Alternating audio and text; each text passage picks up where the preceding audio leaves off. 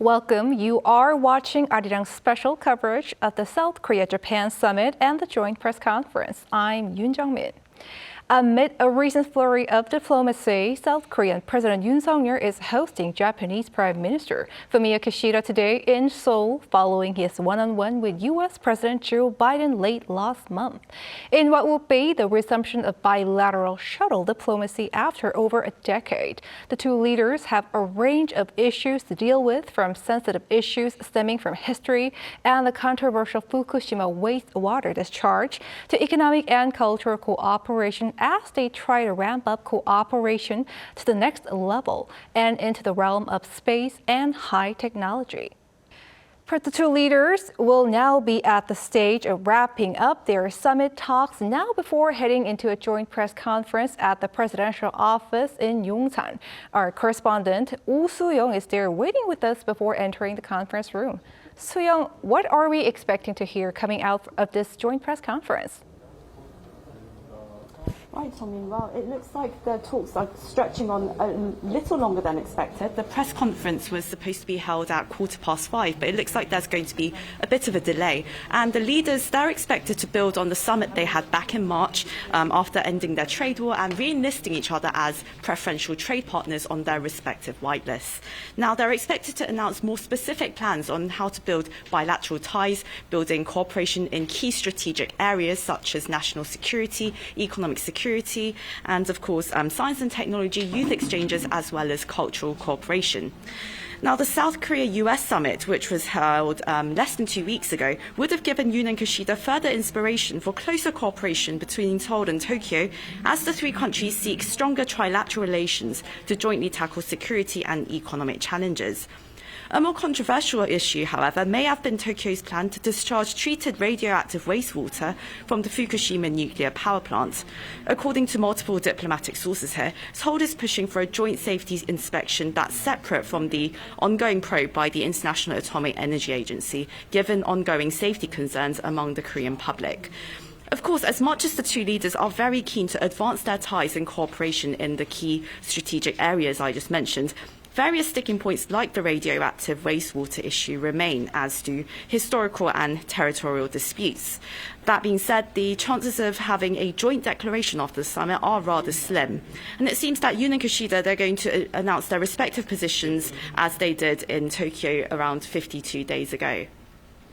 And Soo-young, still the two leaders standing side by side in the South Korean capital is significant, I would say. The top-level exchanges between the neighbors seem to be in full swing after 12 years.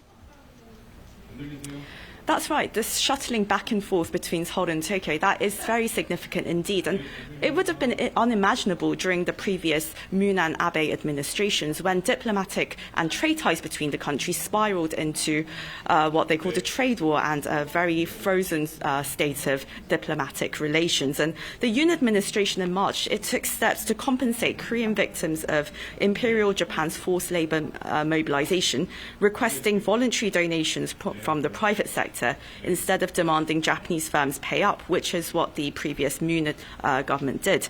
Of course, Yoon's olive branch has upset some civic groups in South Korea, and the president's resolute position on closing the chapter on history has triggered an emotional response among the South Korean public, even as they acknowledge the need for improved ties with Japan. Now, Kishida has clearly appreciated this political sacrifice Yoon has been willing to make. And during their previous summit in Tokyo, Kishida likened the improvement of their relations to the blooming of cherry blossoms after a long winter. We expect his visit to Seoul.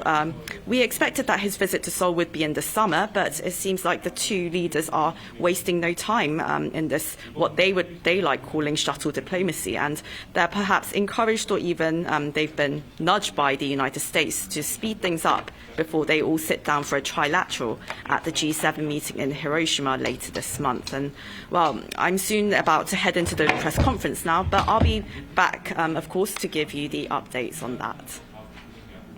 Thanks for that, Soo-young. We will catch up with you later. For more on what to expect, now I'm joined by Lee Moon-jung, Professor of International Studies at Gongju National University, and Professor Kim Se-hwan, Professor of Economics at Ewha Women's University. Thank you both for coming on. Thank you. Thank you. Thank you. So, Professor Lim, I want to start with you.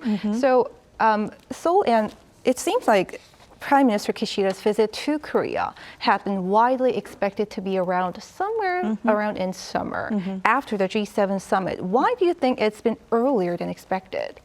There can be, I think, several reasons. Number one, Prime Minister Kishida and the President Yoon Suk-yeol, they agreed on that. Again, the shuttle diplomacy will be restored when our President Yoon visiting the Tokyo in March. So having had that, of course, they're going to meet at the G7 summit soon. But if President Yoon go again to Tokyo for that reason, President Yoon's visit to Japan going to be twice. While again the Prime Minister Kishida's visit to here was still zero. So probably kind of balancing issue they might have thought about because again the Prime Minister Kishida, he's a little pretty different actually from the former Prime Minister Abe Shinzo. Abe Shinzo is well known as a cheerleader of so-called the nationalistic right-wing conservative in Japan, whereas Prime Minister Kishida originally, his faction is called Kochikai, which is pretty more liberal or even in some senses more progressive. So probably this time too, again, the PM Kishida might have thought about those kind of, again, the more forward-looking reaction to the our president's, those behavior, action. And number two, probably, and this might be a bigger reason, again, during our president's visit to Washington, we agreed on the two separate documents. One is, again, the Washington Declaration, which was about all this extended, more upgraded, extended deterrence. And we also agreed on the establishment of NCG, right, Nuclear Consultative Group. So having had this kind of very much how would you say, there's change or upgraded security dialogues between the ROK and the U.S., Japan will be, I think, interested or even a little more obsessed with this kind of newly changing atmosphere. So probably they might have thought, we should not miss the timing. Here we refer to the Japan. Do you think also there have been some influence by the U.S. a factor? Well, that can be another like a kind of indirect reason. But even we can assume this kind of situation even without that kind of U.S.'s request. Japan already, I think, thought this is a pretty much fast change, and Japan should not again miss the right timing to get into again all this changed mood. All right, Professor, staying with you, the Japan's leader's very first stop during his 2-day stay in South Korea was Seoul National Cemetery just this afternoon. No other Japanese leader has done so other than former Yoshihiko Noda in 2011. How do you read into this? Well, actually, this is a very rare scene, especially Japanese Prime Minister and seating Prime Minister visiting the National Cemetery. It's a pretty rare scene, but this is not the only one. Of course, as you mentioned, PM Noda Yoshihiko, he also visited, and actually, the PM Abe Shinzo also visited the National Cemetery a long time ago during his first time in the 2006, which was pretty, different from what we think today about the Prime Minister Abe, or Nakasone too in the 1983, he visited the National Cemetery. So this is, of course, not the first one, not the only one. And in the probably diplomatic arena, this kind of visiting national level cemetery and showing his or her respect to the counterpart, the counterpart country, this is pretty, I think, pretty normal protocol for many other, national leaders too. So of course it's unusual, but it might not be that strange. Mm-hmm. All right, and Professor Kim, on the economic front right now, Japan rolled back export curbs on South Korea after the Yoon-Kishida summit in March. Are the two countries now fully back on track when it comes to this issue? That's true. The two countries' export restrictions imposed to each other are all cleared. So two countries' favorable trading partnership is recovered to the state of Abe administration's export ban to Korea in 2019. Actually, I think the export restriction removal were initiated by President Yoon's preemptive actions of recovering Japan on Korea's white list and suspension of complaints on WTO. So we can say that Korean government has taken the initiative in recovering the previous relationship, trading relationship. And staying with that issue, Seoul and Tokyo have agreed to cooperate on material, parts, and equipment, ending their trade road that has went on for years over key materials needed for making chips. So what do you see in terms of bilateral cooperation related to semiconductors and their economic impact? As of now, Korea and Japan are highly intertwined in global chip production chain. I would say Japan and Korea are highly interdependent in producing the semiconductor, particularly high-tech semiconductors. So Korea produces the chip from the long global production chain, which is the final product, and Japan provides important key materials and parts to the global chip production chain. Of course, Korea has been very successful in lowering dependence on Japan in acquiring key materials and parts in producing chips. However, Korean chip manufacturers like Samsung and SK Hynix do not find appropriate substitute of these Japan-produced materials from other countries. So the two countries' complementary relationship, economic complementary relationship in producing chips will be further developed and continued, I think. Some economic significance there. Right. All right. And Professor Lim, on the political front, we just heard from President Yoon at the opening remarks, I would say that they should shift away from the mindset of if there is no resolution of the past, no future cooperation. So do you think President Yoon and Prime Minister Kishida will address one of the controversial issues, the compensation to Korean victims of Japan's wartime forced labor, as a follow-up to what has been unveiled in March? Because eyes are on whether Prime Minister Kishida will come forward with a message of apology other than what he mentioned back in March. Personally, I agree with President Yoon's that kind of view. Again, if we put all these historical issues as a kind of entrance, as a gate or a fence, to get into the next level, is so difficult because any country has its own interpretations about what happened. Of course, fact is fact, but interpretations are all different.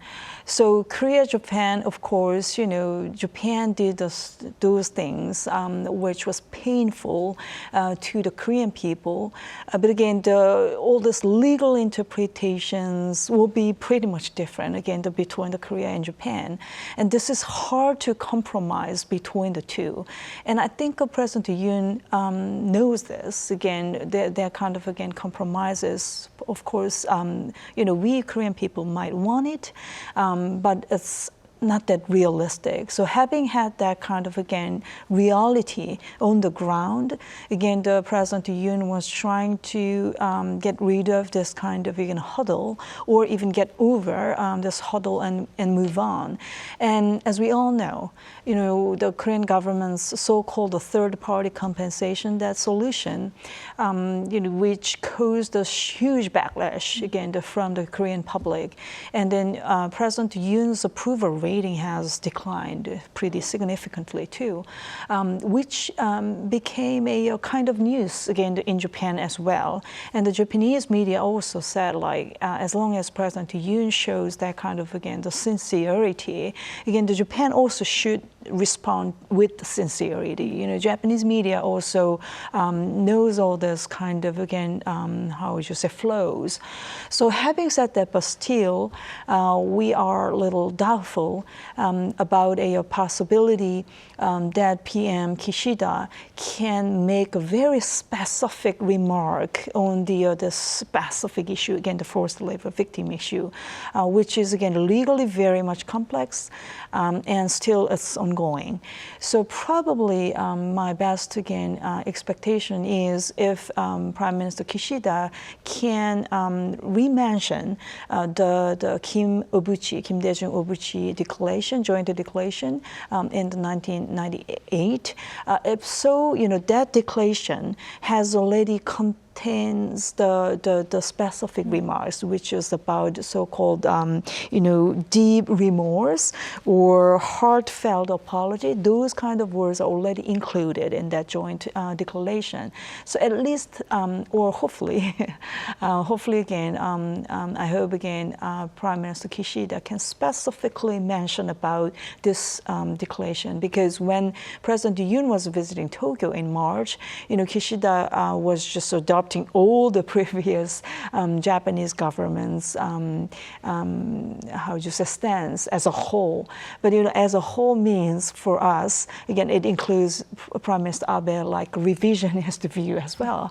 So that is one reason why we couldn't be fully happy, right, with those remarks. So this time, again, the Prime Minister Kishida is visiting us again to hear this country. So hopefully, I expect again the PM is that Kishida's more specific remarks on the Kim Obuchi declaration. Mm-hmm. All right, we will see. Yeah, we'll see. Yeah, we'll see. And Professor Lim, South Korea calls this issue a glass half full, and they are waiting for voluntary participation by Japanese firms that are responsible to raise funds for forced labor victims. So what are the chances those firms responding? Well, we'll see again. This is a very, very difficult issue. And, our Supreme Court already decided on this issue. But still, our government was trying to find an alternative solution. And our government suggested there's a so-called third-party compensation. But still, of course, this suggestion caused, as I mentioned, caused a huge backlash or controversies in this country. But at the same time, here in Korea, we think at least those, Mitsubishi, like war criminal, like those, company, at least those companies should join, the making the fund, for the compensation. But still, their attitudes or their reactions are very gray. So, of course, at the working level, I think the two governments are talking, but probably my guess is, Japanese firms or Japanese government will try to find out indirect way, because again, this is a legal dispute. This is not only just a political dispute, and this became already a legal dispute. So they really will be serious about all this, another like a legal effects, which can impact on their future behavior. So, well, again, we'll see. But, of course, I already explained how different the two countries' people's view on this specific issue. Very, very complex and a difficult issue. Yeah, it's not an easy issue for sure. And Professor Kim, turning to the whitelist issue, you mentioned this about this a little bit earlier, but Tokyo has made it official to put Seoul back on its list of preferential trading partners as a corresponding measure. So what economic impact will this have on both Korean and Japanese firms?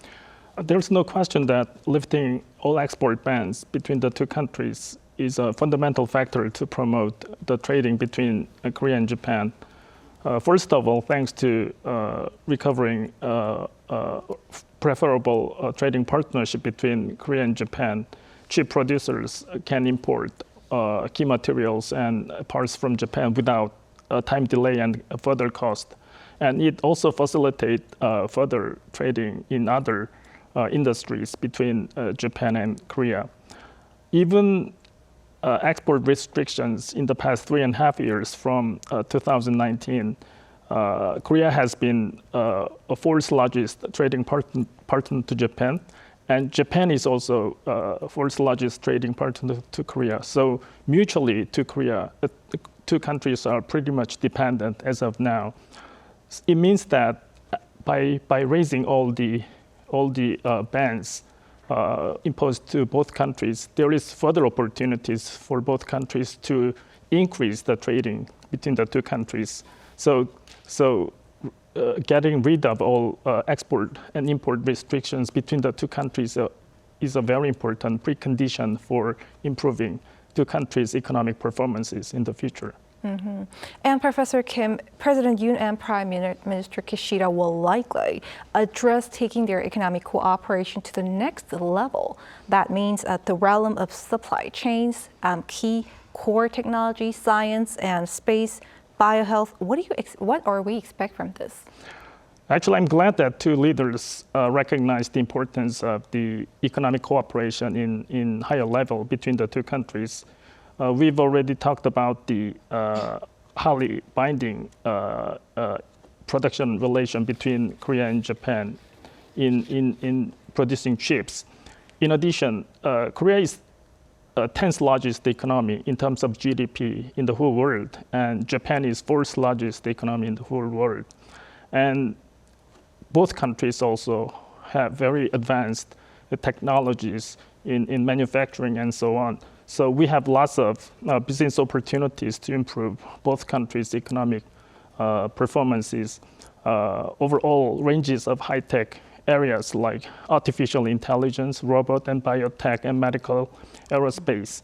So by doing that, we can efficiently redesign future reconstruction of industries from low-tech industry to high-tech industry. For that purpose, Japanese companies and Japanese economies support this kind of needed as of now. Mm-hmm.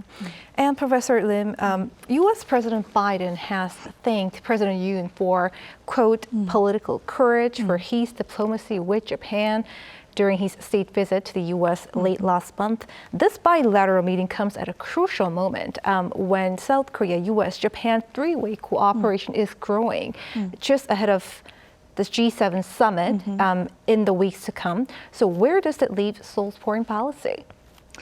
Well, first and foremost, absolutely shows our country's priorities, North Korea's nuclear program. That's those provocations. Again, the level of the North Korea's those nuclear threatening has been escalating over the last few years, and then they are now showing very different types of missiles. So all this, numbers of the missile launches and the types of all these different types of missiles, all the things are simply speaking, it's pretty much overwhelming now. So it's just outrageous. So we definitely need to really seriously have to have a deterrence capability to to discourage them again, cause another very unnecessary violence in this region. So having said that, of course, Korea Korea-Japan, Japan-Korea, we have many those disputable issues, historical issues. And Dokdo, obviously, our view, our stance is crystal clear. Dokdo is our territory. This is not even disputable issue, but Japan, for their own reasons, they keep making some noises on this issue.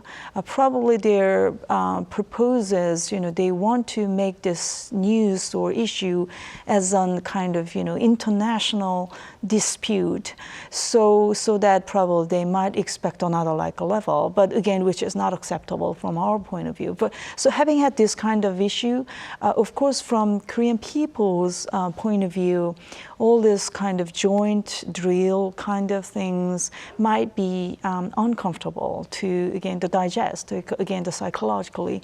But realistically speaking, all the security cooperation is very, very important. Again, the two having had all this North Korea's nuclear threat, and another dimension I probably need to mention. Again, if you think about our those geography, again, of course, South Korea is a part of the peninsula, and peninsula is a part of the Eurasian continent. But geoeconomically or even geopolitically speaking, South Korea is now island-like, just like under Japan. Of course, Japan is an archipelago. It does have a much bigger territory, but again, both countries are island-like, which means sea lane security is crucial for our economy. Again, these two countries are heavily dependent on crude oil, natural gas, coal. All these natural resources are, transformed from like a Persian Gulf, Malacca Strait, Hormuz Strait, first, and then Malacca Strait, South China Sea, East China Sea. So if really something happened along this line, we're going to be really in a big trouble. So definitely maritime security is not third parties' concern. This is our concern. Our means, again, Korea and Japan, and of course the United States too. So probably all this, joint exercise or security cooperation, I think it's going to cover bigger region. So of course, some others will say, that kind of, joint cooperation can unnecessarily aggravate again China, which is another like a concern too. But still, having had all this pretty much complex security risk, I think Japan, Korea, Japan, and of course together with the U.S., all this trilateral cooperation is very much necessary. Mm-hmm. And do you think there will be an upgraded version of the trilateral cooperation to deal with North Korea's nuclear threats? So could there be talks on bolstering security information through GSOMIA or military exercises or even extended deterrence? Well, we'll see, because again, as I mentioned earlier, after the President Yoon's state visit, to Washington, we had the Washington Declaration, and we decided to create the NCG, which is often compared with the NATO's NPG. So which one is more like a kind of powerful? Those kind of debate has been done since the Washington Declaration was agreed on. But we don't need to probably compare Europe equally with the East Asian situation, because their geography, our geographies are different. And NATO, it does have more members, and here we only have just few countries. So equal comparison itself might not work when we talk about all this, NCG, NPG, like consultative group. But anyhow, still, as I mentioned, as long as trilateral cooperation is necessary to deter North Korea, some kind of, communicative mechanism is necessary. But again, Japan's self-defense force is not, legally speaking, is not really official military. So their legal status is different from our, again, the military too. So all these things are on the table, I think, and our government will keep working on how to create, how to plan structure, again, the communicative group together with Japan. I think, yeah, they are now working on that kind of, again, issue too. And Professor Kim, South Korea and Japan are members of the U.S.-led Fab 4 Chip Alliance and the IPEF, the Indo-Pacific Economic Framework. So what do you say on the two neighbors working together in a multilateral framework? Without Korea and Japan's combined participation, it is not possible for the United States to implement the Chip 4 Alliance and in the Indo-Pacific Economic Framework. The two projects are, we know that constructed by United States and to control Chinese military and economic power. But at the same time, it should be noted that China is Korea's largest trading partner, and they buy more than 60% of Korean-produced chips. So there should be something effective diplomatic and economic measure to keep the economic relation with China. Actually, the same is true to Japan. So Korean and Japan's government together would act in harmony in dealing with the problem related to Beijing's unhappiness, actually, when Korea and Japan participate more seriously in the Chip 4 Alliance and Indo-Pacific Economic Framework. And Professor Lim, Korea and Japan say they are willing to work together in the Indo-Pacific region. So this as the Russian invasion of Ukraine, the U.S.-China rivalry, and the tensions over Taiwan aren't really dialing down. So what is your assessment on regional and global security? Yeah, again, as I mentioned earlier, this is a very complex risk situations. Again, as you just mentioned, U.S.-China, their so-called strategic competition is, of course, it is about the military capability, but more important thing is, again, the technology, the future technology, which country gonna be the dominant player in this new emerging technology. And Russia, again, invaded Ukraine, and this, it caused the conventional, traditional type of war. But this war is these days called as hybrid war, because cybersecurity issue, or even cognitive war, because they sometimes can manipulate all this, public opinion, through the SNS and so on. So cognitive war is ongoing too.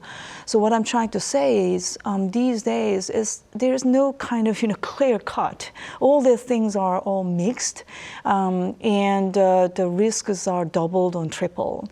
And Taiwan issue, of course, we definitely want peace, stability in the Taiwan area. As I just mentioned, maritime security is literally crucial for both countries, again, Korea, Japan. So that is why I highlighted the importance of the trilateral cooperation as well. But still, at the same time, this trilateral cooperation, even though it is necessary, we definitely, I think, need to be much more careful and cautious when we deal with, again, China. Russia is another issue, but again, China, as just Professor Kim mentioned, is a biggest trading partner, and China's help and support is necessary, especially for Korea, to solve the North Korea problem. So we should not, I think, make China as our kind of enemy, adversary. No, definitely no. And after probably G7 summit in Hiroshima, I think our government should, and I think they will move toward China as well. Again, China's cooperation with China is very much important. And Professor Kim, Mr. Kishida will meet Korean business leaders tomorrow to bolster economic cooperation in the private sector. So what will be the centerpiece of their agenda? They could talk about like supply chains, future growth, tackling climate crisis. Right. There are lots of issues between Korea and Japan in private company level. And it is very important to promote the economic relationship between the two countries in private company level.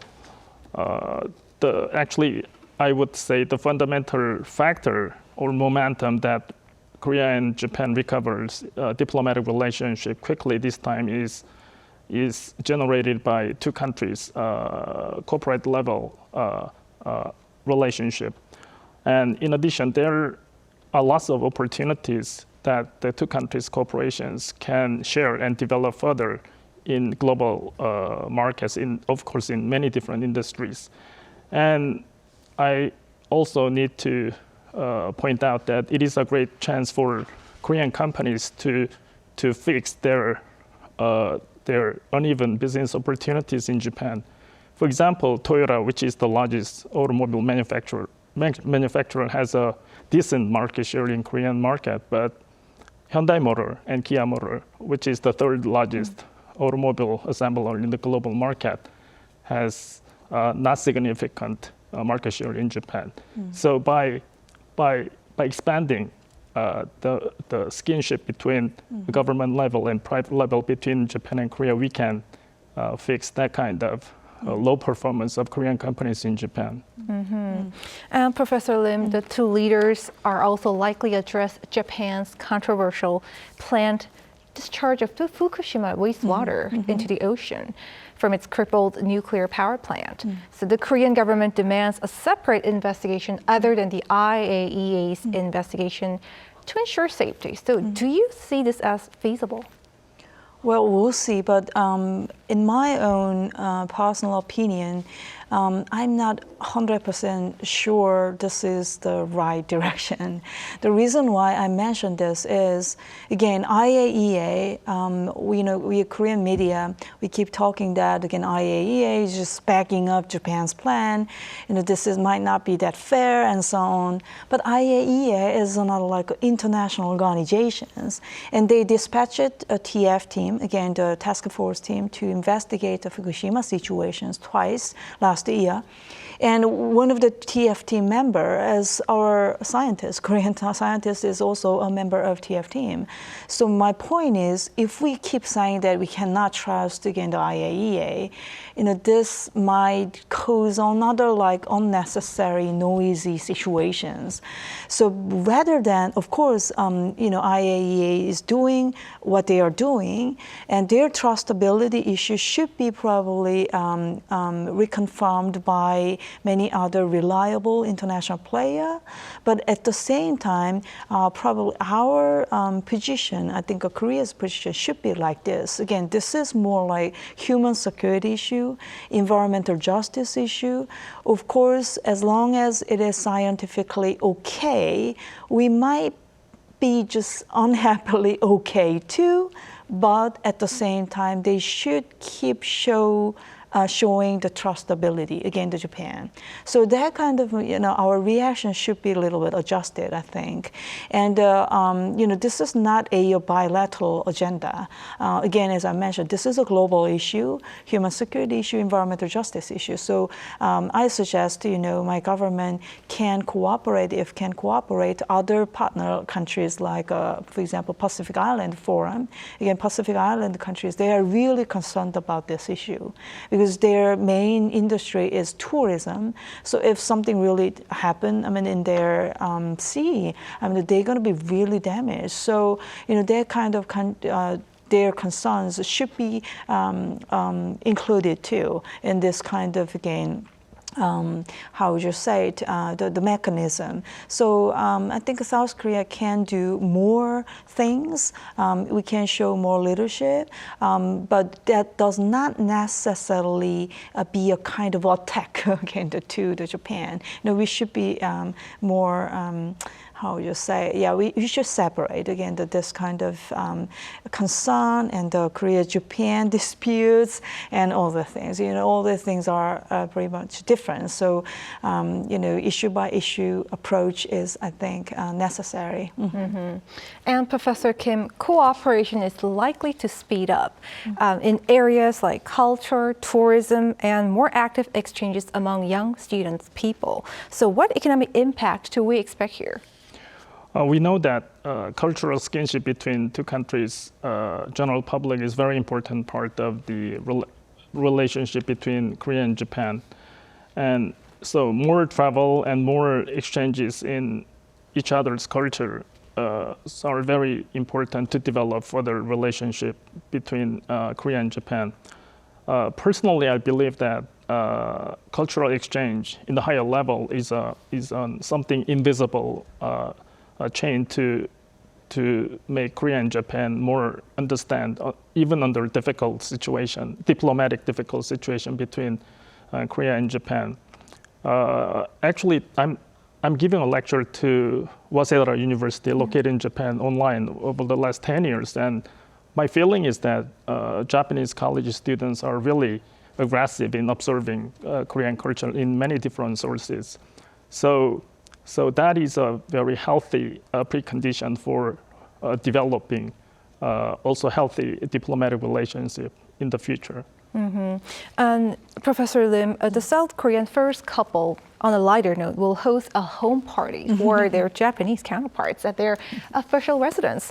Back in March, when President Yoon was in Tokyo, they had rather spent quite a bit of time together, having dinner at two different restaurants. What significance does it have in terms of diplomacy, either on a personal level or a summit level?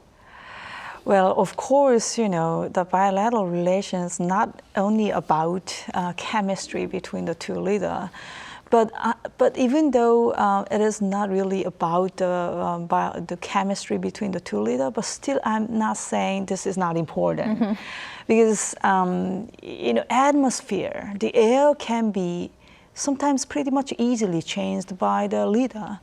Actually, last month I visited Tokyo for my conference, and our team stopped by the Rengate, which was the restaurant the Prime Minister Kishida invited President Yoon for the omurice dinner, and there were long line, and all these Japanese citizens or even Korean tourists, they were smiling and talking about the last summit. So when I saw that again, oh wow, the mood or atmosphere really changed.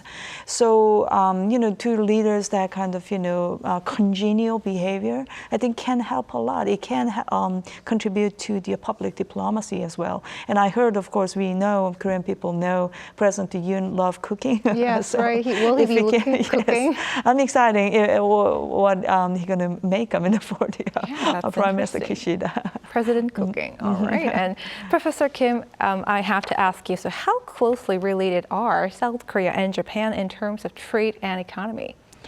As we talked about before, Korea and Japan are one of the largest trading partners to each other already.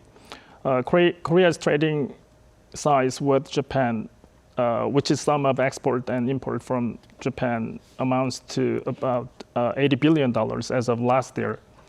But it should be noted that in trading with Japan, we have constant trade deficit with Japan, and that came from importing high-tech materials and parts from Japan. So, for example, out of this year's trade deficit in Korea, 50% came from the trading from Japan. So we know that Korea is one of the largest trading countries in the whole world, and Korea is very competitive in global market, but unfortunately, the only country that South Korea scores trade deficit for the last 50 years is Japan. Oh. So Korean government and private corporations spends huge amount of money to improve this problem, but that was not successful for the last 20 years. As far as I know, Korean government spent more than 10 trillion Korean won to improve the uneven relationship in trading with Japan. That means in some way, Japan's high-tech products are really dominant and global market, and Japanese companies are only companies that provides that high-techs and materials to Korean companies. So this kind of situation should be fixed in the future by improving Korean industrial structure. Right, there is some economic significance between Right. the two countries, but trade and economy are often affected by political risks. Right. And Seoul-Tokyo relationship is no exception. So are there also lingering concerns here? Well, I'm actually glad that you raised this point, but according to our experience in the past, the fact that Japan is geographically located near to Korean Peninsula sometimes gives us a very difficult time. But sometimes they provide some economic opportunities. But we never know what's going to happen to the relationship between Korea and Japan in the future, because the right-wing side and left-wing side, in both countries, sees the diplomatic relationship between Korea and Japan in different angle. So given continuing this kind of problems between the two countries, I think it is important to separate a diplomatic problem and economic problem. So that's the only way we can utilize Japan's economic power for Korea's economic better performances in the future. Yeah, it's all the same. South Korea, Japan, South Korea, China, always political risks are Right. linked to Right.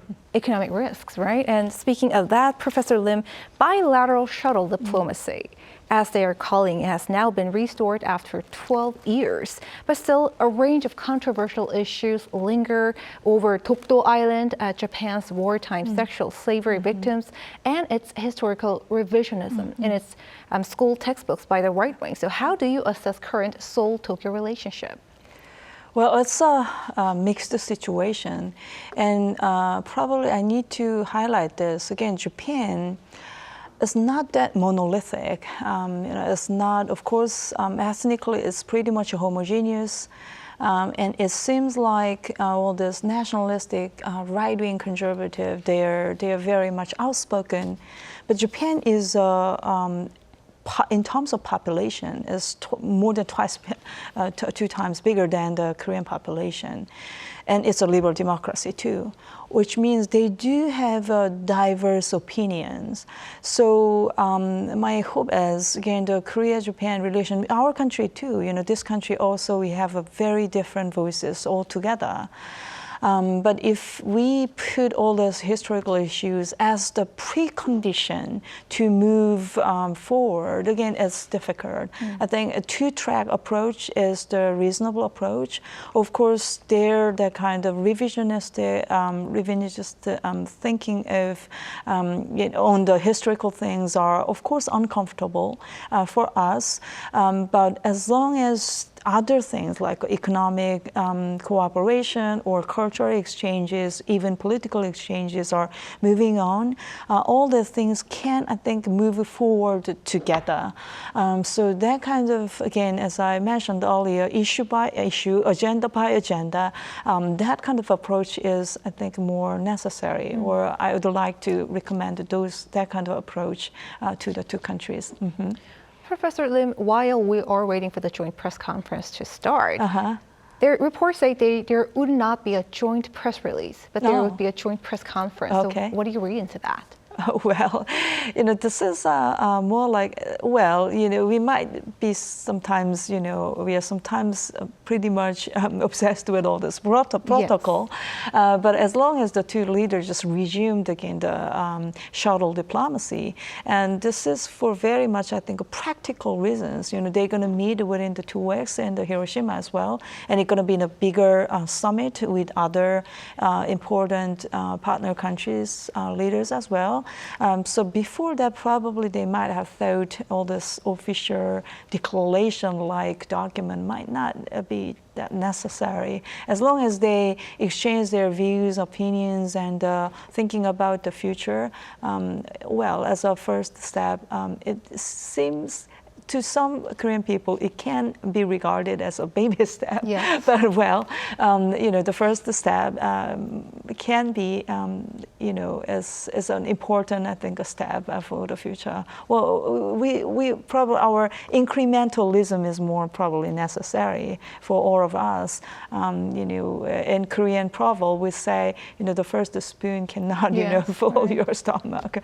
So, well, let's be more positive. Yeah, for it's not just the first step. Everything begins with the first step. Yes, Right. yes. And Professor Kim, there have been a move to boycott Japanese products in the past years in the height of the trade disputes. It seems like it's a totally different story now. So to which level has this been restored? Well, after having Abe administration export ban on Korean semiconductor materials, there has been serious voices from Korean people to avoid or boycott Japanese products. But I would say that kind of boycott has been pretty much disappeared these days about specific brands from Japan and so on. So I would say the Korean consumers are pretty much internationalized and very rational. So they pursue price competitiveness and better quality rather than the origin of the brands. So in that respect, Korean consumers and Korean citizens are not much pay attention to the origin of brands anymore. But we never know what's going to happen when Japanese right side wing people make us angry again. Then we never know what's going to happen to the reactions of Korean consumers. But Korean people and Korean consumers are pretty much different from that of the 20 years ago and even 10 years ago. So there are more and more chances to get over all the difficulties, economic difficulties between the two countries in the future.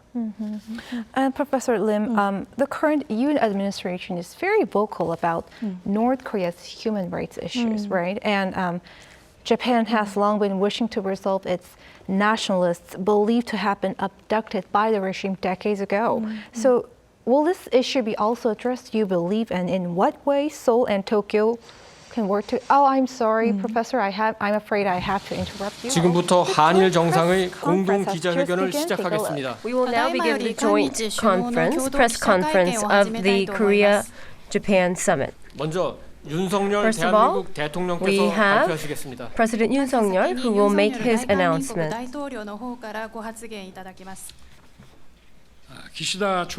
Prime Minister Kishida is very much welcome to Korea. In March, we met in Tokyo, and then we agreed upon a restoration of shuttle diplomacy. And less than 2 months, Prime Minister Kishida made his visit in 12 years as a Japanese Prime Minister. Through his visit, the shuttle diplomacy is restored, and it is why it is very meaningful. At today's summit, myself and Prime Minister Kishida, we talked about the two countries that sharing universal values. We will cooperate in addressing security, economic issues. And we once again reaffirmed our cooperation. We both think that the renewal and restoration of the bilateral ties will benefit both countries' people greatly. And to that end, we agreed that we are going to do our best in our positions to enhance the bilateral ties. Prime Minister Kishida told me his gratefulness for Korea's assistance in terms of Japanese people's evacuation from Sudan in April. And this was a symbolic move of an enhanced bilateral ties. Both of us agreed upon the strategic dialogues, a security dialogue back in March, and NSC dialogue, as well as finance minister dialogue. And we welcomed that this body is being restored in earnest. And also, we talked about the progress and we assured that the progress to restore one another on our white lists are being carried out. And also, the Korea-Japan Future Partnership Fund that will be established, and it is in its later part of preparation in terms of its establishment. Prime Minister Kishida and myself are very much interested in nurturing the future generation, and we are going to do what we can do to nurture the future generation. And the people-to-people exchanges will hit its 2 million mark in March, and this shows the accelerated advancement in the people-to-people exchanges between the two countries. And we shared our acknowledgement that future exchanges, people-to-people exchanges, are very important in our future-oriented relations. And in order to expand the young people's exchanges, we are going to cooperate further. Myself and Prime Minister Kishida, taking into account the expanded people-to-people exchanges, we have agreed that the flights between the two countries, we are going to do our best in terms of restoring the number of flights into pre-COVID-19 levels. And we both agreed upon the semiconductor companies to cooperate with the material and equipment makers of Japan, and we agreed that there should be close cooperation in this field as well. And during our summit, we talked about aerospace, quantum science, digital and bio, things like this that we can put into as advanced science technology. We also talked about the cooperation that we can make in this field. Prime Minister Kishida and I myself agreed that North Korea's nuclear threat is a grave threat to not only the Northeast Asian region, but also the international community. And in order to address this, the trilateral cooperation among Korea, Japan, and United States, and with this in mind, we are going to talk very closely among the three countries and the leaders of the three countries, including the G7 summit that will take place later this month. And also, last year in November, we agreed, the three countries agreed of real-time sharing of North Korean missile launch. The working level discussions are being held at the moment to enhance this discussion, and our cooperation among the three countries will accelerate. And the universal values of freedom, human rights, and the rule of law are going to be the fundamentals that we will base our cooperation on. We also agree on the strategic importance of Indo-Pacific region, and with this, Korea's Indo-Pacific strategy, as well as Japan's Indo-Pacific strategy. Based on these two, we will be in close cooperation. Both of us, with the chance of this summit, we agreed the Korean experts to jointly investigate the Fukushima nuclear wastewater investigation. And this is in consideration of Korean people's calling that we need an objective investigation. And I hope that this will be realized. And Prime Minister Kishida has invited me to the G7 summit in Hiroshima. And taking the opportunity of G7 summit, we hope that we can talk about the global issues, including climate change, advanced science and technology, and supply chain issues. I hope that we can have a good opportunity to discuss about these issues. And at the Hiroshima Peace Memorial Park, both of us will pay a visit to the Hiroshima Korean Victims Cemetery. Marking Prime Minister Kishida's visit to Korea, we believe that we are on the right trajectory to restore the shuttle diplomacy based on our friendship and trust. We are going to pursue in earnest a close cooperation, and in the future we will continuously be in close communication and cooperation without any formalities. Next, we will hear from Prime Minister Kishida.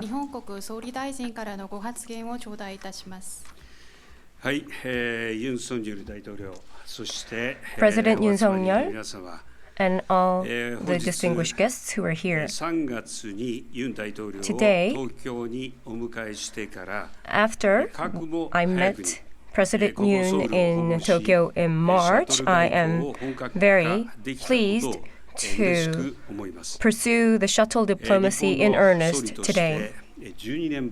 As Prime Minister of Japan, I'm visiting Korea in 12 years to have a summit talks with the President of the Republic of Korea, and I would like to sincerely thank the hospitality shown by President Yoon and his government.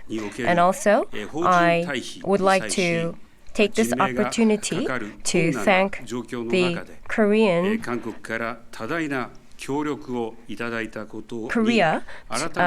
for helping the Japanese people in Sudan in its evacuation.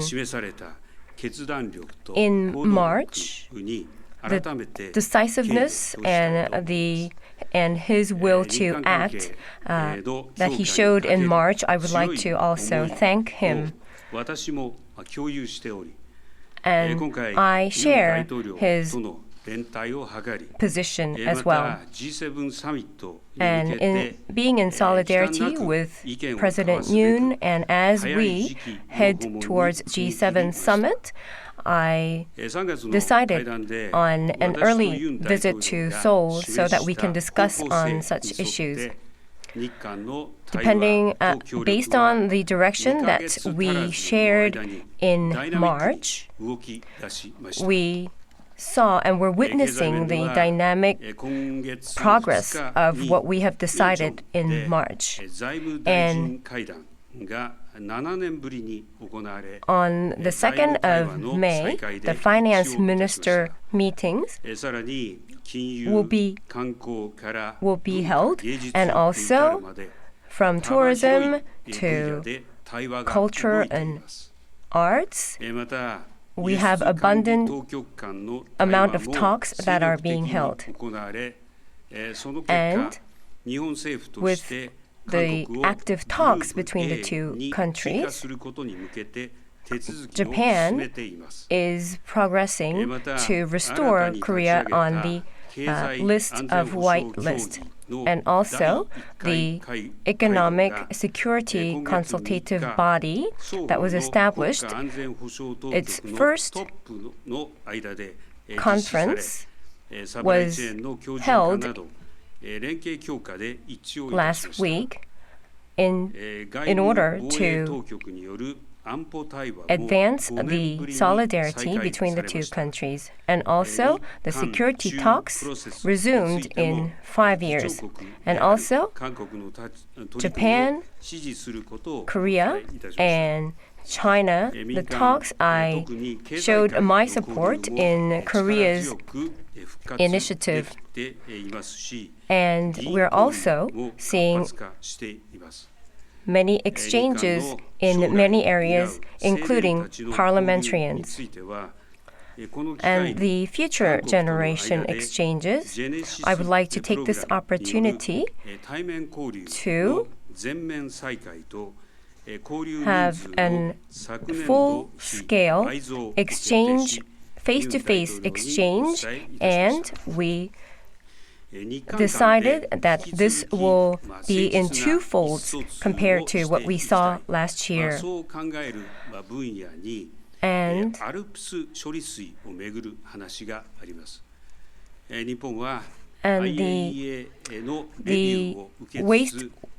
wastewater processing, with the IAEA investigation, we are going to be very much committed to a transparent communication about this matter. And I fully understand that there are concerns among Koreans. So the Fukushima nuclear power plant, the first plant, will be investigated by Korean delegations this month. And as the Prime Minister of Japan, I am not going to recognize anything that will be in harm of the health of Japanese people as well as Korean people. And in March, when President Yoon visited Japan, I expressed that the 1998 New Korea-Japan Partnership Joint Declaration, and that I said that we uphold the declaration and our past government's stance, and our government stance will be unshaken in the future. And regarding the March 6th announcement that was made by the Korean government, many people, I was very moved that people had an open mind despite the difficulties that they still remember. And it is a pity that many people had to experience such painful past. The two countries had many incidents that happened in the past, but for the future, I believe that it is my responsibility that despite all this, we cooperate with Korea and South Korean President Yoon Suk-yeol. And looking at the international circumstances and landscape, the bilateral cooperation between our two countries is vital. We are the allies in the international community, and the success, and I congratulated President Yoon on his successful state visit to the U.S. And in the region, North Korean provocation is continuing, and there are some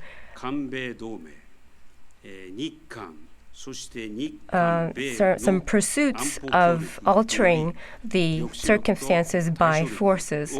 And to this end, we shared our commitment and we concurred on the importance of strengthening our ties and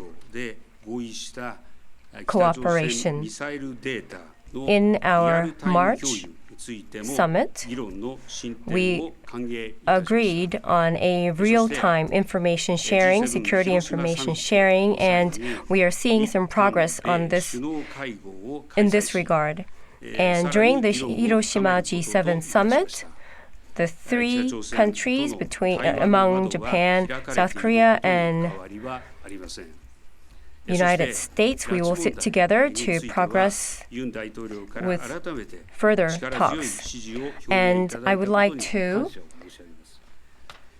make sure that our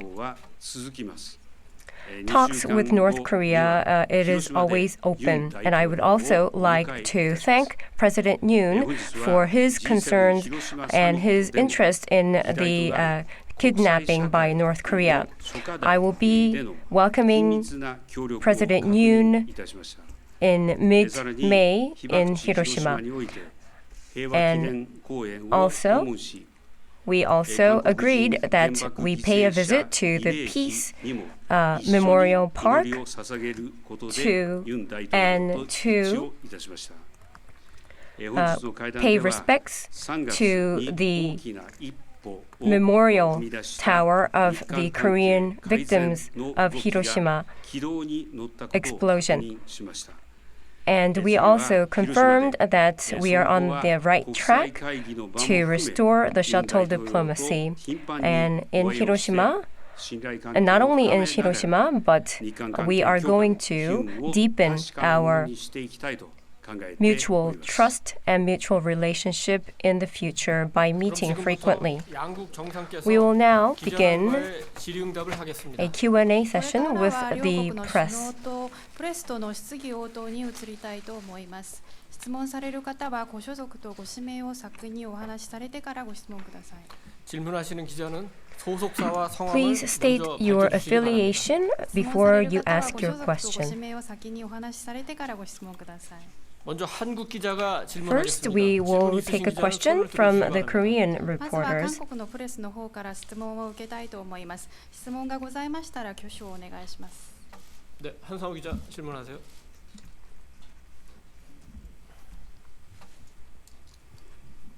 네, SBS 한상욱 기자입니다. Hello, I am Han Sang-wook from SBS. My question first goes to President Yoon. 한일 정상회담 After the Korea-Japan summit, it has been 12 years since we are restoring the shuttle diplomacy. What do you think the meaning is behind this, and what will be the future direction between the two countries?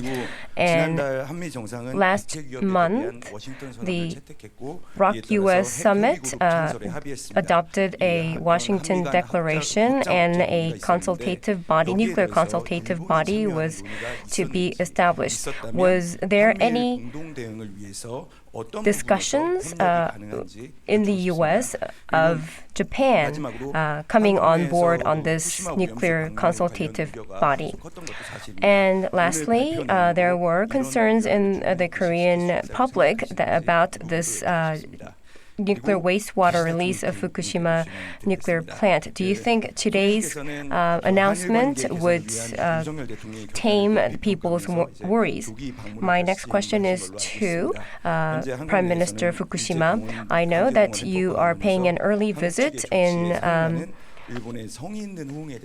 to thank President Yoon for his actions, and there were a lot of calls in the public sentiment that we want something that is more earnest and from the Japanese side. And your comments that you made today, was it referring to the wartime forced laborers? And my last question is about the seafood, the safety of the seafood from Fukushima. And I understand that it was not one of the initiatives of today's summit. Do you have any plans to discuss about this issue in the future? We will first hear the answer from President Yoon. 네, 한일 간의 셔틀 외교가 Our two countries and the shuttle diplomacy is 양국의 관계 now 개선이 revived 이제 in 12 years, 궤도에 오르기 and the 시작했습니다. normalization of the two 저는 한국과 countries' 일본이 bilateral ties 자유, is 인권, beginning 민주, in 법치 earnest. 이런 The two countries 보편적인 share the 가치를 universal 공유하는 values of 국가이기 freedom, 때문에 human rights, and the rule of law, 양국이 and therefore 협력해서 the two countries 양국의 cooperating with 공동이익과 each other will 또 pursue 국제사회의 the 평화와 shared 번영에 interests 함께 and the 리더십을 international 발휘하는 것이 prosperity, 중요하다고 and it is 생각합니다. important that we show our leadership to the 양국은 global 북핵 위협에 community, and also 함께 노출돼 addressing 있습니다. the North 그 어느 Korean 때보다 nuclear 안보 threat. 협력이 We are both 중요한 exposed to this 상황입니다. threat, and that is why it is all the more meaningful that we 이 워싱턴 cooperate with each 선언은 other. The Washington 일단 Declaration 한국과 그 미국의 그 양자 간의 베이스로 is based on the 합의된 bilateral 내용입니다. ties between 그렇지만 Republic of Korea and the 일본의 United States. 참여를 배제하지는 않습니다. Nevertheless, this does not 일단은 exclude the participation of Japan. 저희 입장에서는 So, from my 한미 point of 간의 이 view, 워싱턴 선언이 ROK-US 완결된 것이 아니고 Declaration, which is Washington Declaration, this is not a finished product, but as we pursue a joint action, and we are to fill in 먼저 the substance of the declaration. So once it is on 미국과 track, 관계에서 준비가 되면은 and when Japan and U.S. ties relations are prepared, we believe that a cooperation is possible. And today, at our summit, Prime Minister Kishida, 후쿠시마 그 원전 오염수와 관련해서는 in regards to Fukushima nuclear wastewater, he mentioned that the neighboring country, which is Korea and Koreans and their Koreans' concerns, he is going to pay his effort in wiping out any concerns of the Korean people, and to this regard, he agreed on the Korean team's investigation into this contaminated water. Next, we will hear from Prime Minister Kishida on his answers.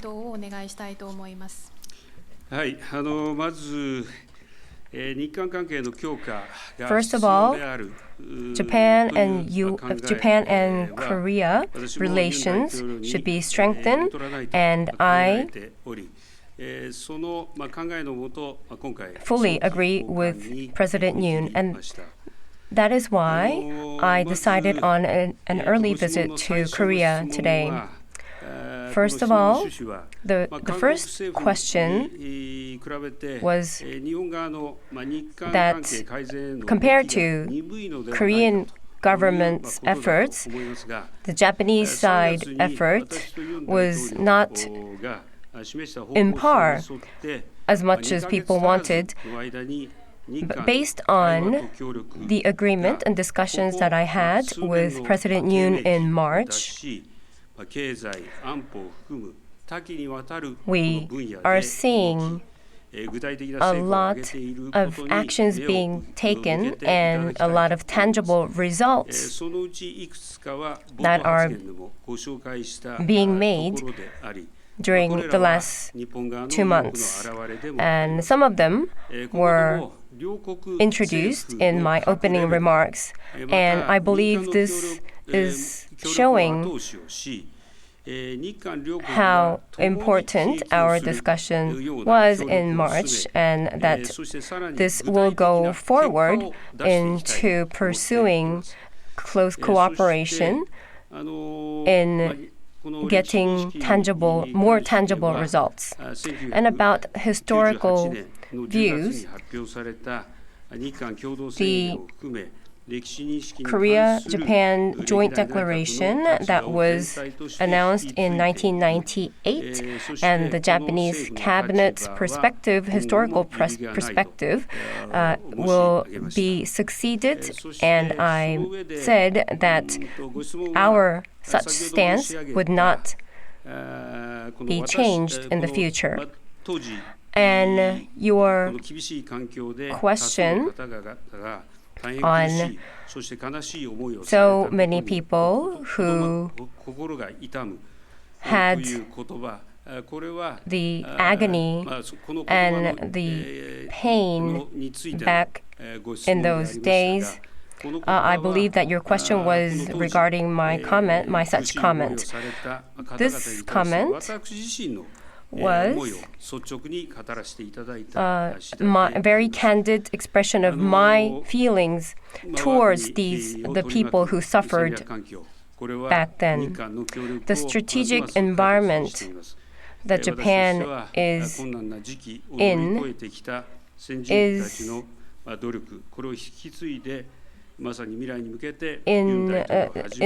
is important, and it is important for us to succeed our ancestors' wisdom so that we can have a constructive relations between the two countries. And your last question was about the wastewater treatment, if this is sufficient enough. As mentioned earlier, I understand the worries and concerns of Korean people about this water. And in order to address this issue, we will accept, and I thought that it is important that we accept the investigation team from Korea. Japan's such policy, the IAEA's scientific investigation will also take place, and in June the IAEA official report will be published, and this report will also be reflected in earnest in terms of making our domestic policy in this regard. And during all this, we are going to be in talks, close communications with Korea, and with our such endeavors, we believe that this will address the concerns of the Korean public, and we are going to continue to this end. Next, we are going to take questions from the Japan press. The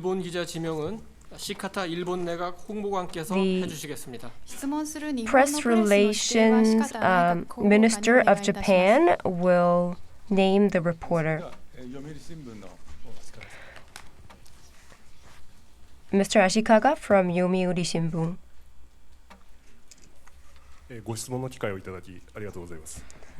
Thank you very much for this opportunity. I'm from Yomiuri. My question is to Prime Minister Kishida. The historical views and the wartime forced labors and such pressing issues. What was your stance, and how did President Yoon respond? And about the wastewater issue and the Fukushima seafood export issue, did you see any progress in these two agendas? And the ROK-US nuclear consultative body that was established, would this be influencing any bilateral ties between Korea and US? And my question to President Yoon, there are oppositions in the Korean public about the Fukushima issue, and do you think that you will uphold your stance no matter what? And what were the discussions that you had with Prime Minister Kishida? Thank you. Prime Minister Kishida will give his answers first.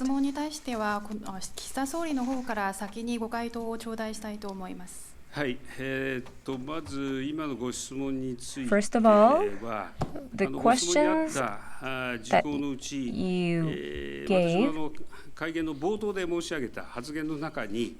I believe that it was covered by my opening remarks, so I will not repeat it. But based on my remarks, during my summit today with President Yoon, his visit to Tokyo in March, we had strengthened our friendship, and based on that, we had fruitful discussions. After our March discussion, we had a lot of talks about the cooperation, the dynamic cooperations that are being made in many fields, and we welcome such cooperations that are being made. And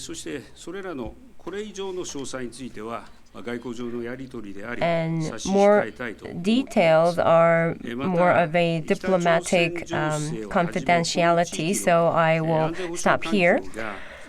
And the regional security environment is very grave, and that is why Japan, Korea, Japan-US, Japan-Korea-US ties are important, and we share the same sentiment that such cooperation should be even more deepened. And the establishment of consultative body, including this, the extended deterrence, and strengthening of the extended deterrence is being discussed, and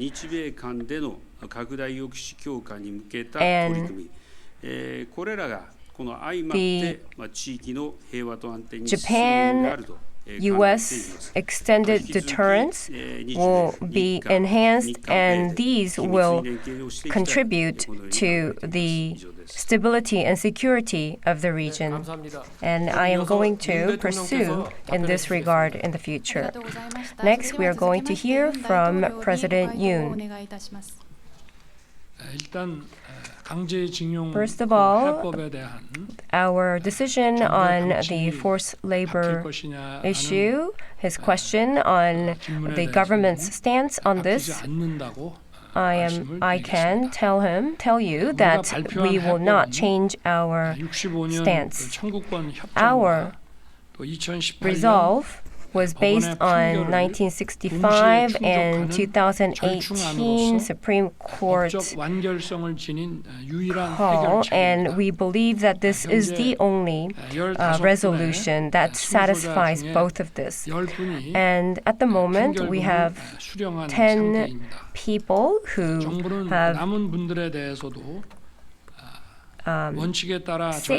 have received the verdict and the fund following the sentence. And we are going to pursue in earnest to follow the verdict.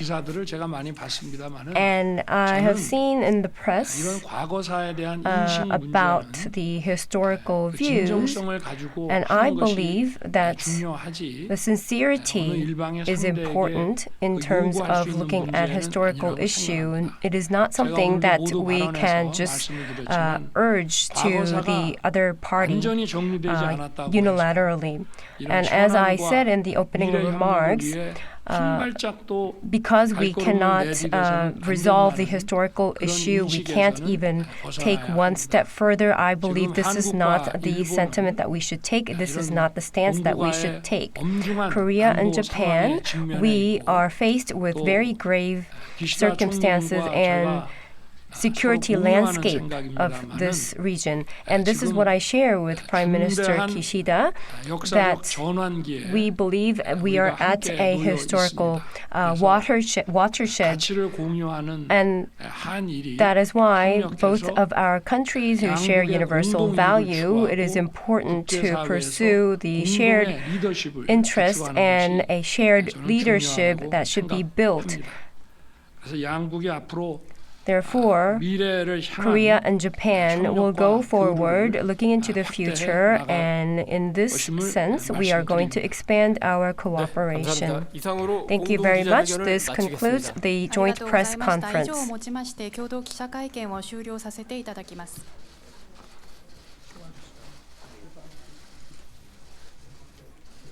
양국 정상께서 먼저 이동하시겠습니다. The President and the Prime Minister will leave the venue. 참석해주신 언론인 Thank you very 여러분들께서 much. 감사드립니다. That was President Yoon and Prime Minister Kishida taking the podium for a joint press conference. We now go straight to our Oh Soo-young, our presidential office correspondent who has been at the press conference where President Yoon and Prime Minister Kishida announced the outcome of their meeting. So Soo-young, you've just left the conference room. What are your key takeaways for the joint presser?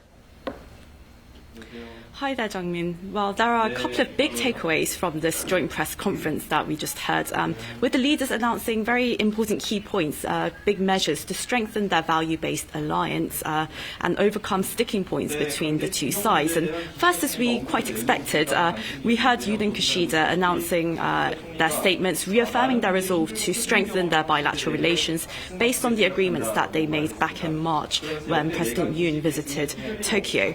And while they said they would, first of all, cooperate not only with each other, but on a trilateral basis with the United States to deter against North Korea's nuclear missile threats, which President Yoon said poses a danger not only to the Korean Peninsula and Japan, but to the international society. And the two leaders confirmed there has been progress on sharing real-time information on North Korea's missiles, for instance, as well as procedures to reinstate each other as preferential trade partners on their respective so-called white lists. They also confirmed that there are various dialogue channels that have been restarted in order to boost cooperation on economic security, supply chain resilience, as well as cultural exchanges and funding for the future generation. On that note, they also pledged to expand the number of flights between South Korean and Japanese cities. Then, of course, they got to the more sensitive topics. First of all, the South Korean public's concerns over Japan's plan to release treated radioactive wastewater into the ocean in the summer. Now, the two sides agreed to a scientific probe by South Korea into the safety of the radioactive wastewater, and this would be separate from the ongoing International Atomic Energy Agency's investigation, which South Korea is also involved in. And that seems to be quite a big compromise by Japan, and Kishida says that Japan won't allow South Koreans' health to be harmed. And second big point, the two leaders announced that they would visit the Peace Memorial Park in Hiroshima when President Yoon visits the city for the G7 summit, which Kishida invited him to. That will be in 2 weeks' time, and the two leaders will be visiting the park in order to honor South Korean victims of the atomic bomb during the Second World War.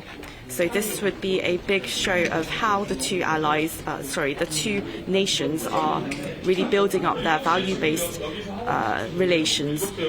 Also, very significantly, Prime Minister Kishida expressed his heartfelt sadness for Koreans who he said worked strenuously under difficult conditions, and of course Kishida was referring to Imperial Japan's forced labor mobilization of South Koreans. The issue of compensating the victims was, of course, what caused bilateral relations to really spiral in 2019 during the previous Abe and Moon governments. And this March, the Yoon administration announced a plan to compensate them through voluntary funding in the private sector rather than demanding reparations from Japanese firms. That move is what, of course, led to the triggering of this so-called summit diplomacy, or starting with the Breakthrough Summit in March when President Yoon travelled to Tokyo.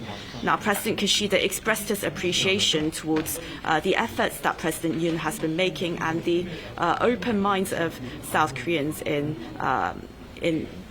regards to these changes that we have been seeing in their bilateral ties. Right, Soo-young, that's a wrap up there. So there was no joint press statement, but this meeting was, we can say, still meaningful in that it revived the so-called shuttle diplomacy between the two leaders. That's right. The shuttling back and forth between Seoul and Tokyo at the top level in 12 years, this really does signify the remarkable development in bilateral relations, in restoring the bilateral relations since March when President Yoon first travelled to Tokyo. And this would have been, of course, unimaginable during the previous administrations when bilateral ties really fell to a critical low in trade and diplomacy. And while the Yoon administration And in March, of course, as mentioned before, they took steps to compensate Korean victims of Japan's forced labour mobilisation, requesting voluntary donations from the private sector instead of demanding Japanese firms to pay up. And of course, Yoon's olive branch did cause upset among some civic groups in South Korea, and the president's resolute position on closing the chapter on history triggered an emotional response among the Korean public, even as they acknowledged the need for improved ties with Japan. And it looks like the two leaders were really trying to put the South Korean public's minds at ease today with the statements that they came out with, and they really hurried along with holding this summit as well, saying, and both of them too acknowledging that it had only been 2 months since they held that breakthrough summit in Tokyo. Most expected that Kishida's reciprocal visit to Seoul would be in the summer after the G7 summit, but of course it came around 2 weeks before the meeting in Hiroshima. And perhaps it was encouraged, or maybe the two leaders received some nudging by the United States to really speed things up before they all sit down for that trilateral at the G7 meeting in Hiroshima later this month. And Soo-young, the leaders are expected to leave for a banquet now, followed by a time of fellowship. So what will be on the menu, and will President Yoon really be cooking? Right, so the presidential office has said that there's going to be a banquet after the leaders walk out of that joint press conference. So they'll be heading to President Yoon's residence nearby in Hannam-dong, and the menu hasn't been disclosed yet, but I have heard that there might be some Korean barbecue beef, and various types of alcoholic beverages. There are rumours, as you said, that President Yoon might be lending a helping hand in the kitchen. And, well, as fond as he is of stirring up a hot pot stew, which he is quite well known for and he's offered to do with reporters, he's also fond of baking cookies, it seems, from what we saw on Friday, on Children's Day. But I'm not sure whether he'll have time to start chopping onions right after the summit. So we'll have to see whether he does cook for Mrs. Kim and the Kishidas. Perhaps he will if they spend a very long evening together. But what I have heard so far from a senior official is that the menu is highly likely to be Korean cuisine, and there will be more than one type of alcoholic beverage during the two leaders' private time together, including Korean-style wine, as Mr. Kishida is known to enjoy sake, which obviously isn't produced in South Korea, so there will be something quite similar on offer. So we know for sure that they'll be raising several glasses to bilateral ties as well as to their personal friendship. All right, thanks for your reporting, Soo-young. We look forward to hearing about that banquet. And Professor Lim, what were your key takeaways from the leaders' joint press conference, just briefly? Yes, as the reporter mentioned, President Yoon highlighted the value, the shared value.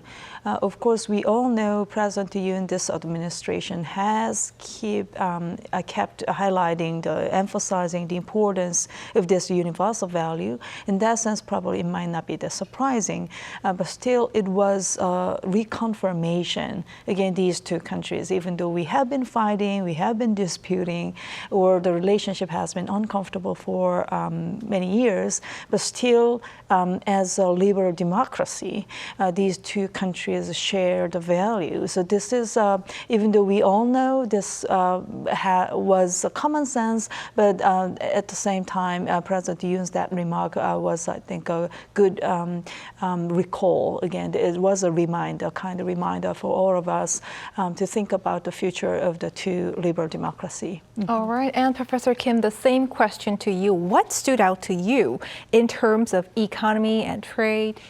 Well, both Tommy's speeches at joint conference is something pretty much expected from press before. They revealed great hopes for improving economic and diplomatic relationship between Korea and Japan, and they highlighted the concerns from military threat from North Korea, particularly in atomic bomb experiments and long-range missile experiments. But one thing, impressive parts from both summit speeches, that they will pursue their diplomatic policies on both countries, depending on future generations' benefits, not by sticking to past affairs. That is a very serious turning point in Korea's diplomatic policy, I believe. So that means, as Professor Lim pointed out before, they will separate economic affairs and past affairs problems in the future diplomatic policies. Yes. Some future-oriented message there. Right. We heard from the leaders.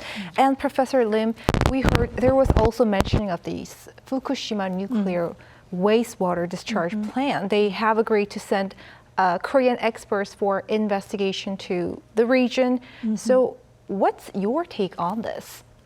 Well, as I explained earlier, I don't think this is a bilateral issue. But as the closest neighbor to Japan, the Korean public's concerns were pretty much serious. So in that sense, I think Japanese government showed some kind of, those, respect to the Korean people. But again, I want to keep emphasizing this should not be regarded as a bilateral issue. Right. And just before we let you go, back in March, Prime Minister Kishida avoided a direct apology for Korean victims. He repeated the wartime atrocities like forced labor, that he would uphold the stance from the previous cabinets, including the Kim Obuchi Declaration in 1998. And we today heard that he felt painful for what Koreans had to suffer in the past, and that he upholds those stance, and it is unshakable. So how do you think the victims and the public view this here in Korea? Well, it might depend on the people's their own political views or their own experience. Of course, for the victims, this remark might not be really enough.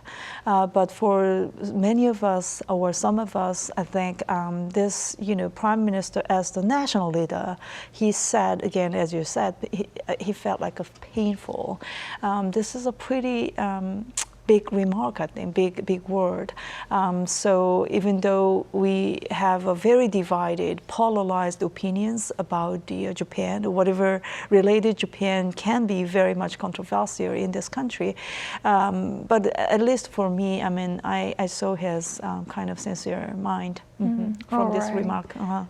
And Professor Kim, President and Yoon and Prime Minister Kishida wish to take their economic partnership to another level, like you mentioned a little bit earlier, to the realm of supply chains, core technology, science and space. And we also heard exchanges among the young people and the flight expansion, the recovery of flights. So we heard their will for all that just moments ago. So what are we expecting from this? Well, particularly the reconnection of flights between regional airports between Japan and Korea will improve economic situation of many regions where they have international airport.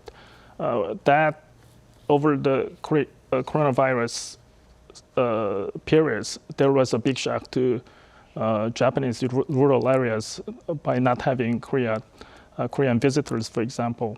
So Japan and Korea both want to improve the economic situation of regional cities and not the big cities, but rural regions by reconnecting the flights between Korea and Japan, and exchanging young students like college students and high school students should be continued for further developing economic and social relationship between Korea and Japan, because that is very basement of the future